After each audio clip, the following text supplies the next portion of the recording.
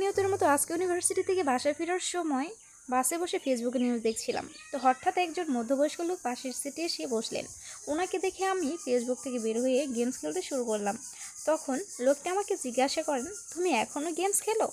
আমি বললাম, জি আঙ্কেল, খেলতে ভালো লাগে। লোকটি খুব ভালো মনে হচ্ছে। কোথায় যাচ্ছ আমাকে জিজ্ঞাসা করলেন। আমি বললাম, আঙ্কেল আমি ক্লাস শেষ করে বাসায় ফিরছি। লোকটি আমার নাম জিজ্ঞাসা করলেন। নাম কি তোমার? কিসে পড়ো? কয় ভাই বোন? আমি আমার নাম বললাম এবং বললাম, আমি অনার্স সেকেন্ড ইয়ারে পড়ি আঙ্কেল, আমরা 3 ভাই বোন। তো লোকটি আমার কথা শুনে অনেক খুশি হলেন এবং বললেন, তুমি অনেক ভালোভাবে আমার কথার উত্তরগুলো দিয়েছো, আমার কাছে খুবই ভালো লেগেছে। তো আমি যদি তখন কথা না বলতাম, চুপ করে থাকতাম, তাহলে কেমন দেখা যেত বলেন? তো আমরা কিন্তু ভালোভাবে কথা বলেও মানুষের মন জয় করতে পারি। তো আমি যদি না কথা বলতাম তাহলে কিন্তু লোকটি কিছু করতে পারতো না।